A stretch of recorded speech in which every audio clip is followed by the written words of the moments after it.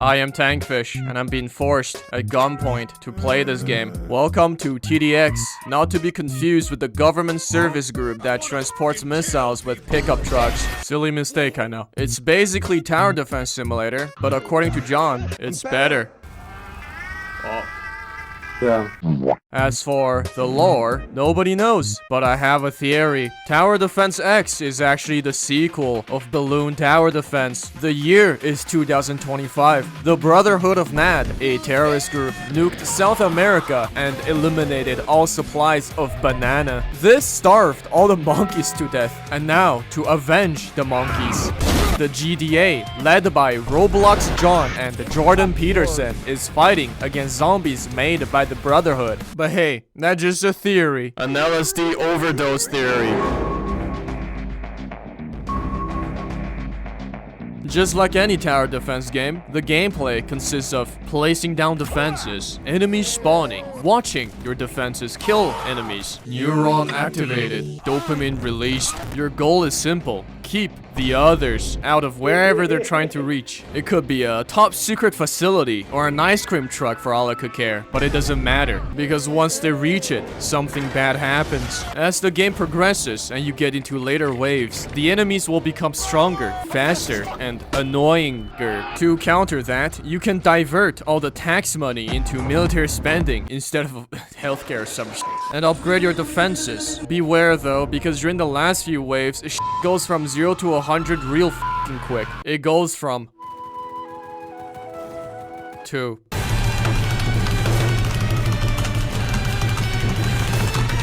That difficulty spike do be hitting harder than my dad's belt, so you actually need some good strats in order to win. If you lack brain cells, follow some tutorials like what I do with Arknight. Thank you, Kyostin V.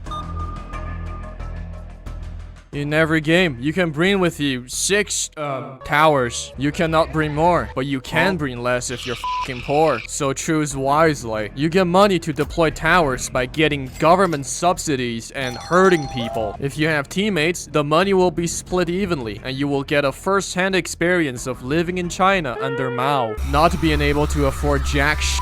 But unlike communist China, your farms won't get confiscated, so you can do money that way. When the enemies reach the end, you lose HP based on the amount of HP they have left. So it's kind of like a car crash you could have prevented. May the stronger car with more HP wins. I didn't think I need to say this, but after seeing some kid bring in a fucking boat in a land-only map made me realize that I might have to explain this. It's a boat. It goes in water. If there's no water, there's no boat. Your ass is not in Vinland Saga. There's also a line of sight system where obstacles can cock block your towers, because after all, you cannot hit what you cannot see. Try punching someone with your eyes closed. Trust me, you won't have different difficulties depending on their terrain, and if you're high on adrenaline, you can pick a more challenging mode for extra brain damage. Now, trade-off for income. Back to the video. There is a vast variety of enemies in this game to hit the diversity quota. You got zombies, bigger zombies, zombies with armors, zombies who think they're John Cena, zombies with common sense who realize that yes, they should probably run, zombies who play League of Legends, zombies that spawn more zombies, zombies that give your towers concussion, and much more, because I'm tired of saying the word zombie. The devs eventually ran out of brain cells and started combining zombies' traits and abilities. Why be special when you can be double special? Trust me, eventually there's gonna be a fat ass zombie who's also gonna have armor, but is somehow fast as f. Make him invisible too. You know what? Give him a taser gun while you're at it. This guy is on the whole spectrum. Apart from the regular grunts, there's also, unlike regular enemies who act like punching bags, bosses act like Arknight enemies. They f***ing fight back. They will hit the towers. It's the Roblox Predator. He's gonna groom all your towers. He's like a mini boss and he has a single ability: kill. That's it. SCP-049 looking ass, the war criminal, convicted in both Leipzig and Nuremberg for the extended usage of gas. Different color of gas have different effect on your towers. Red lowers damage, green and black lower fire rates, and blue reduces range. He's probably the kind of guy who makes a lot of homophobic jokes, but is secretly into man ass because for someone dressed in all black, his abilities are sure pretty colorful. He can also heal by doing a gamer rage and summon murders to stun your towers.